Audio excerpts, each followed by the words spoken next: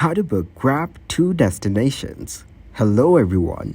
In this video, I will show you how to book Grab to destinations. To book a Grab car for 2 destinations, open up the Grab app. Once you open up the app, tap to choose the car from the home page. Then, you have to select the location where you want to book a ride.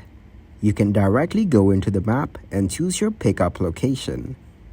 Also, you can add a stop towards your destination location. When you're booking the Grab for 2 destinations, then choose to add 2 stops in your destination location. So now select the location from where you want to leave. And then select 2 more locations as you are booking the Grab for 2 destinations. Once you select each location, simply tap to book the Grab. Now you're all set to go. Also, check out our video on how to book a Grab car in advance. Thank you guys for watching this video. Hope you got some value.